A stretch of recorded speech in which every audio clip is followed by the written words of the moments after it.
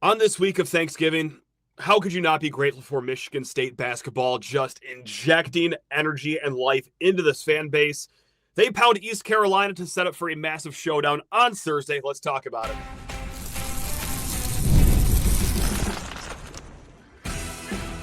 You are Locked On Spartans, your daily podcast on the Michigan State Spartans, part of the Locked On Podcast Network, your team every day. Today's episode of Locked On Spartans is brought to you by FanDuel. Right now, new customers can bet just $5, and if that bet wins, you will get $300 in bonus bets to use across the app. Download the app today. Spartan friends, Spartan family, Locked On Spartans listeners, thank you all so much for tuning in to Locked On Spartans and making us your first listen every single day right here on the Locked On Podcast Network. Actually, the number one ranked podcast network. That's right, guys. Please rate, review, subscribe, comment below what you are thankful for, because this will be our last episode until after Thanksgiving, and there's plenty to be grateful for on the hardwood.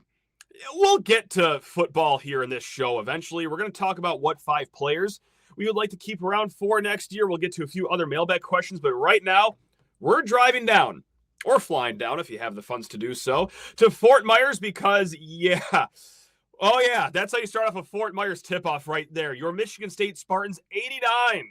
Those East Carolina fighting Caton-Hausers, 56. And all on a court that's 60% advertisements and decals, 29% baby oil, and 11% wood. That was quite the playing surface those gentlemen had to do their work on today. But regardless, Michigan State, truly anywhere, any place, anytime.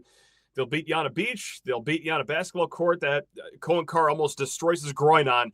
Whatever it is, that was the biggest beatdown of the young season so far. And not to pat dirt on East Carolina's grave, but let's just all be aware of what we just witnessed, right? We didn't really do a massive preview on the Pirates basketball program. We talked more so about Thursday's game on the last episode with Isaac Shade of Locked On Tar Heels, but just to get everyone on the same page. And I don't think anyone is mistaking East Carolina with like Duke or Houston or Purdue or any of these other top flight programs. But there are some good mid-majors out there that can really give you a test. That could be a really good measuring stick going into a big game like we have on Thursday. East Carolina is not one of those teams, though, guys. They came into this game 2-3, which is like not the worst record you've ever heard. They beat Georgia Southern by 3 points to start the season. Okay, awesome, great. And their only other win was against a school allegedly called Elizabeth City State, and they beat that school by 1 point. Now, that is a Division II team that they beat by a single point. They also have double-digit losses to UNC Wilmington, Charleston Southern, and Richmond. They're outside the top 300 in effective field goal percentage, both offensively and also defensively, so they can't really shoot well. And when teams play them, my God, they're shooting even better. So again, like, not the greatest team in the world. I'm thrilled that Michigan State won by damn near 40 points. Like, how can you not be thrilled about that, guys?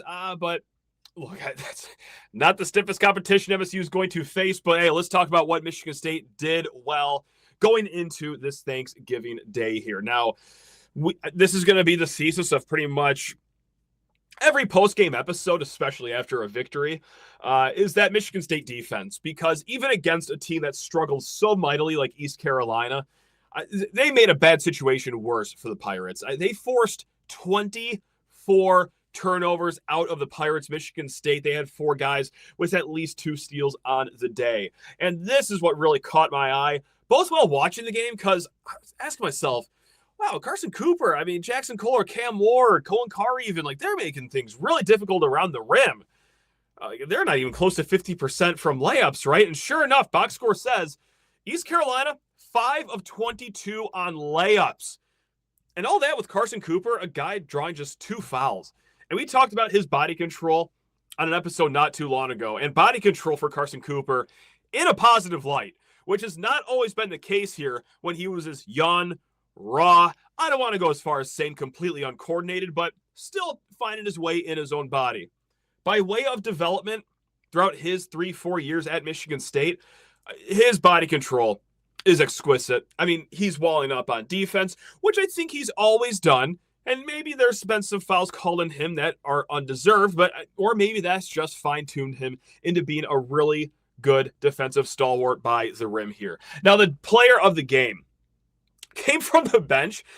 And again, it's East Carolina, but man, I never thought I'd be reading off this kid's name for player of the game here.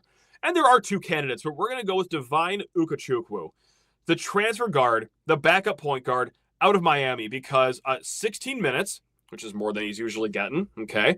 Well, how about 16 points on those 16 minutes? I mean, it's never been mistaken that this kid is a really good athlete, right? I mean, when Michigan State was out in the transfer portal trying to find a backup guard, you weren't going to find the perfect guy, right? Like, you're selling a guy to come here to play behind Jeremy Fears. You're going to have a flaw somewhere with whoever you brought in. Athleticism was certainly not the flaw here. And actually, when I talked with my dad over the weekend, we were talking about basketball, Divine Ugochukwu. I said he would actually be awesome on a football field too. I wouldn't mind seeing him line up at like center field safety or something like that, but we're keeping it basketball for this segment. I mean, you see the athleticism. He can get downhill pretty good. And what always mystified me when watching his tape from Miami is, yeah, his three-point percentage looked like mine. Maybe looked like yours too if you don't really know how to shoot a basketball. It was like, 16% at Miami last year? But the actual aesthetics of the shot looked fine. Like, it looked like a clean jumper. He looked confident, but the percentage didn't reflect that. Now, I'm not going to say that he's going to just be a 42% shooter from three this year, but maybe it's just going to come along a little better this year than it did last year. So, look, I mean, I think it's back to being a hung jury on him. I know that it was kind of a rough-ish start, but also remember the situation this kid came from, right? Miami was a complete and utter dumpster fire last year. Not only was the team horrible all around, their head coach, Jim Larinaga, he retires in the middle of December. And from that point on, I don't even know if an interim head coach ever stepped up, because you watch any of those games. I've seen some I've seen some playground games run a more structured offense than they were doing at Miami last year. So hopefully under Jeremy Fears, hopefully under Tom Izzo's tutelage, that he could be this rising backup point guard. I mean, certainly today, 16 points in 16 minutes. That lets you know that something in there can be untapped. So well done, Divine. Now, the second player that obviously has a good argument for MVP of the game. How about Mr. Perfect? How about Jackson Kohler? 6 of 6 shooting. And, oh yeah, just a ho-hum 4 of 4 from three-point land. He had 8 rebounds. It reminds you of the Jackson Kohler from Champaign, Illinois last year. It's not to say he's never had a good game, but my goodness gracious, he literally could not miss from behind the arc. Carson Cooper, 10 points, 8 rebounds. Jeremy Fears, slow night for him, just 9 assists. Oh man, was he even trying out there today? No, I'm mostly joking, although that does actually bring down his nation's best average assists per game, even with 9. But hey, he also showed some rising fire too. 2 of 4 from three-point land. And for those healthy people that aren't on Twitter, or even those that just check it moderately, you missed this entirely. But there's a little discussion. Hey, if Jeremy Fears has like 10 or 11 assists per game, he's not a good three-point shooter. Why not just sag off of him? Please do sag off of him, actually. Nothing would delight me more than sagging off Jeremy Fears. He's got a confident shot. That's only going to get better with time. It's already starting to look pretty good this season. So, yeah, another strong game from Jeremy Fears. Cohen Carr, I'll admit it, I yelped. I was watching this game as I was folding laundry, and I threw up whatever pair of pants or socks in the air, and I said, it's over, because on that brilliant court that they have down there at Fort Myers, it looked like he did a split so hard that I thought his groin fell off the bone like pulled pork. But, of course, naturally, you see him 5 minutes later in real time back on the court. So he throws up 13 points, 4 rebounds. And, yeah, I mean, just a molly-whopping from your Michigan State Spartans. And I love how the crowd showed up, too, in Fort Myers. Like, that looks like such a fun environment.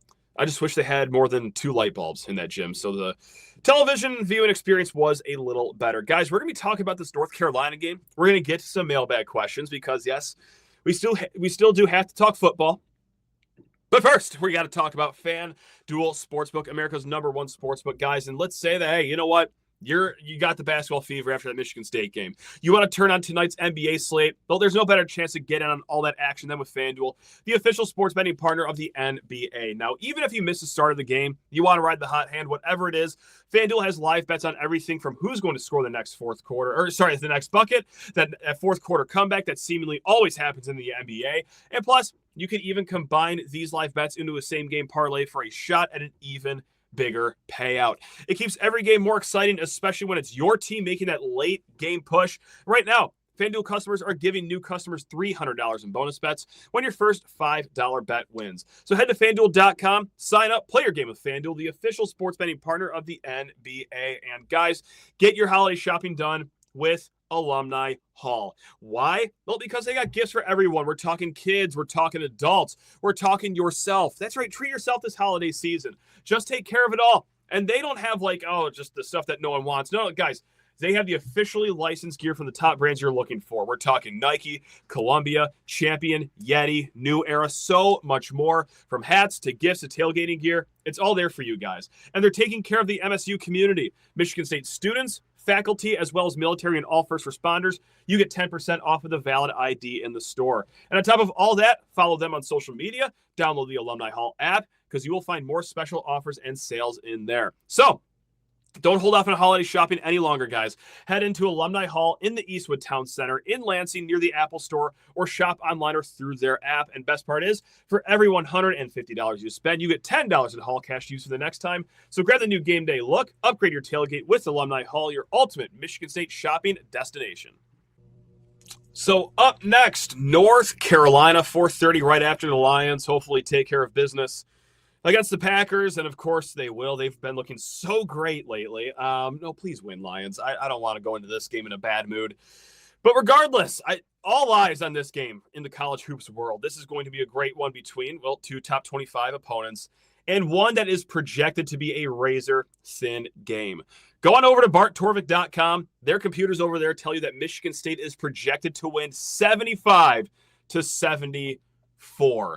Now, what concerns me about this game coming up with North Carolina? It's two things. The first one is mostly a joke, but will turn into a real take here.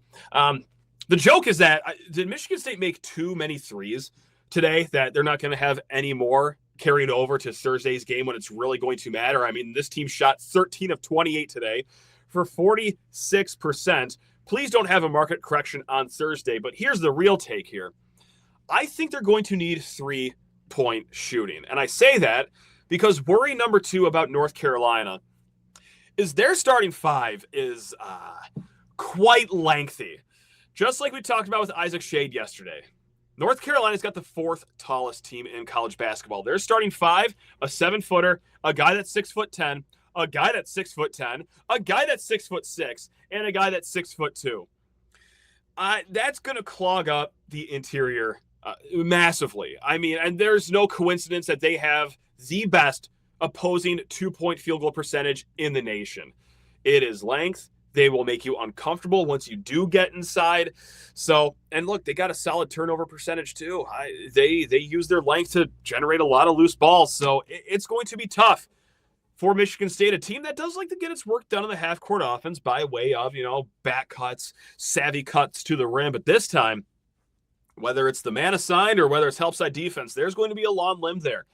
The floater game is going to have to be on point or more so. These 3-pointers are going to have to go in here. I don't know if this could be a game like Arkansas where you make one 3-pointer and you just try to bow constrict them on the defensive end. Well, because I don't know how easy that's going to be, as they have a guy by the name of Caleb Wilson, a guy that scored 20-plus points in 4 of their 5 games, and we are recording before they play St. Bonaventure, so that could very well be 5 out of their 6 games. You get the point. 6'10" guy, high motor player. This guy's the Energizer Bunny for North Carolina, but he can shoot. He can score down low. There's a reason that you've seen him in the lottery of a lot of mock drafts that you read. And I actually question if you read a mock draft that doesn't have him very high, I question the credibility of said mock draft. Anyway, guys, you get my point. I mean, the key on offense for Michigan State, make threes. And you want to make your shots, no kidding. But not this game more than ever. just because of how uncomfortable I think North Carolina can make things, whether it's for guys, Jackson Kohler, Carson Cooper, or, like I said earlier, Jeremy Fears in the floater game. Will Kurt Tang be able to get a comfortable shot up from the elbow? I'm sure it'll happen here and there. I just don't know if it's going to happen the same amount that we are accustomed to seeing so far this season. And the key defensively, where else could you possibly go than Caleb Wilson? Right? I mean, just you can't stop him. You can try to slow him down. I'm sure Michigan State will do their tried and true method of sending as many bodies at him as possible, give him different looks. Like, hey, here's my friend Jackson Kohler. Oh, hey, by the way, over here is Cohen Carr. Hey, have you met our freshman Cam Ward over here? He's going to get different looks defensively, I would imagine.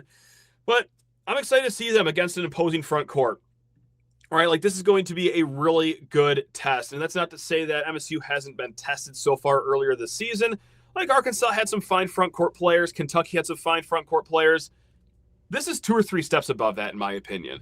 And when you're looking in the Big Ten, just like every other year where there are strong teams with strong front courts, like Purdue, like Michigan, like Oregon, hey, this is going to be a great measuring stick to see what we can get out of Cooper, Kohler, Cam Ward, let's say Cohen Carr. He wants to bang in the paint, whatever, man. I mean, so I can't wait for this game.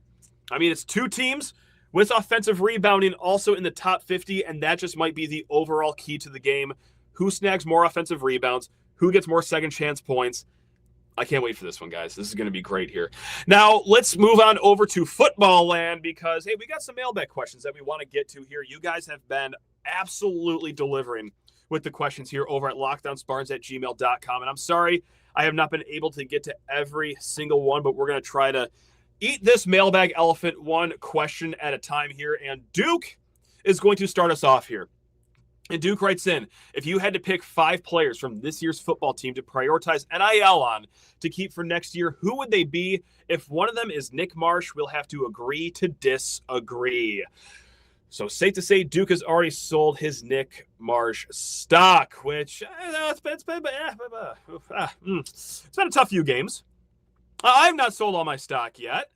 We also said in the post-game show that this has been a tough stretch for our stud receiver. And Jonathan Smith spoke about it recently, Monday at his press conference. He thinks that Nick Marsh is pressing a little bit. Is just trying to do a little too much. Sure. Okay, whatever. Anyway, let's answer the question from Duke. Here are the 5 guys that I'm going to protect for next year if I just won the lottery and I could bankroll next year's team. I'm going to go 3 offensive guys and 2 defensive.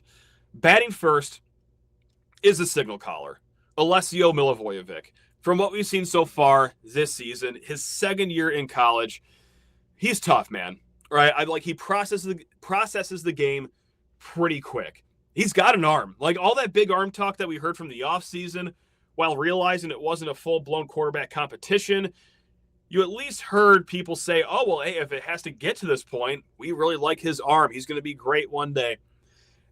He's got a cannon attached to his body, which helps. So, look, at worst so far, I mean, if I had to judge him off, 3 starts? I would say at worst, he's going to turn into be a middle-of-the-road Big Ten quarterback. That's what I think of him so far, especially with how good he looks. So young, and also behind that offensive line with 0 run game support. If he's looking this competent with all those things going against him, I think at the worst, he's an average Big Ten quarterback. I think he can obviously be more than that, but if that's the floor we're working with going through the rest of his career, I'm going to pay to keep him around. Now, I'm going to keep an offensive lineman, and I know that no one's happy with the offensive line, but I want just some semblance of continuity there. So give me Connor Moore, transfer guy from Montana State, and I know it's kind of been an up and down season for him as he gets used to Big Ten football as opposed to FCS football. But if I'm keeping one around, it'll be Connor Moore. I mean, sure, Rustin Young, Rakeem Johnson. I know those are 2 young guys that have really gone through the gauntlet here, but they come back with experience next year. But I'm going to solidify it with Connor Moore. Now, I am going to agree to disagree here with Duke. I would want Nick Marsh back. I do like having just a weapon that you're mostly sure about coming back next season. But, hey, if you disagree with that, I understand given the last few games. I just think he's got a larger sample size than what he's shown. The last 2 guys on defense, one of them, I mean, I'm going to go obvious here. Jordan Hall, linebacker, if you want to use Pro Football Focus as a Bible, I mean, they have him ranked as the 7th best linebacker in the Big Ten. And you can see why. He's top 10 in tackles in the Big Ten. And he's got an 8.5 missed tackle percentage, which actually, like, it isn't the best in the conference. It's far from average, though. Like, he is a sound tackler. He's the heartbeat of the defense. He's a leader. He's seen it all here. So I'm sorry, Jordan Hall, whether you want to be here or not. And by all accounts, I think he does want to be here. I wasn't trying to stir the pot here. But I'm bringing you back, Jordan Hall, no question. Now, for the other 5th pick, second defensive player, Aiden West, cornerback that they really fought hard when it was signing day last year. They had to win him over Ohio State, and he's played 300-plus snaps now. He started the last 2 games. I mean, he's let up 3 catches on 6 targets in the last few games. And I got to say, like, one of those catches were at Iowa last week, where that guy just made – that Iowa receiver just turned into Jerry Rice or Calvin Johnson out of nowhere. Like, Aiden West could not have played better coverage on that play. So I don't even give that against him. So I like what I see from young Aiden West so far. So that's who I'm going to go with. That's the 5 I'm going with. Alessio, Connor Moore, Nick Marsh, Jordan Hall, Aiden West. Now, guys, we're going to be getting to a few more mailbag questions, but first need to talk your ears off about Omaha Steaks. That is right. Hey, don't stop holiday shopping. Let's get some meat in the mix here. The holidays always feel a little easier when you already know the perfect gift, and Omaha Steaks, they make it too simple, guys. Whether you're treating yourself this season or sending someone a memorable gift to family and friends, Omaha Steaks delivers handcrafted perfection right to their door. And this week of all weeks is the best time to jump in because of their cyber sale. It is here, and the deals are huge. The quality, it's going to be exactly what you want for, guy. We're talking incredibly tender steaks, rich flavor, meals that can make hosting or just any weeknight a cooking occasion to be remembered, all with ease too. That's the best part of Omaha Steaks. You get it? You open it up, bang, like it's already pretty much prepped. I mean, you go ahead and add your seasoning if you want, but you get the point. Save big on unforgettable gifts with Omaha Steaks. Visit omahasteaks.com for 50% off site-wide and an extra 20% off select favorites during their cyber sale. And for an additional $35 off, use promo code COLLEGE. That's right, guys, just COLLEGE at checkout. That's omahasteaks.com, promo code COLLEGE. Terms apply. See site for details. All right, guys, before getting to this mailbag here, let's shine a light on the women's soccer program because, they're in the Elite Eight. They could be on your television on Friday night if you have ESPN Plus because they take on number 1 Stanford at Stanford, 5 p.m. Eastern on ESPN Plus. Now, the women's soccer team obviously balling out so far this season. They've gone to another Sweet 16, which they obviously just won. But, man, this is going to be a tall task against number 1 Stanford, who is 19-1-2. And unfortunately, a perfect 13-0 at home. Now, Stanford, they average the NCAA's best 4 goals per game. Now, Michigan State, to their credit, they have a great offense too. They are leading the Big Ten in goals per game at 2.29. But yet Stanford averages 1.7 more goals. They are a wagon over there. Now, look, the last draw that Stanford had, ACC championship game not too long ago against Notre Dame, but they won that in PKs. Their only loss came all the way back on September 7th against the Big Ten powerhouse UCLA.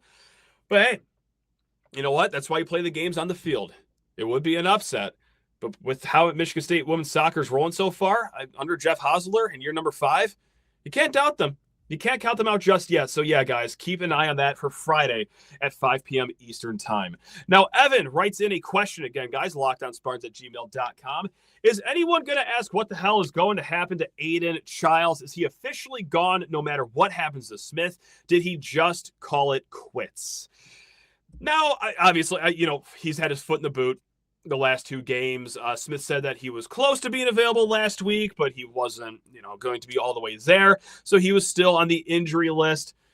He did say that he will be available most likely this upcoming Saturday, if anyone still cares to watch. But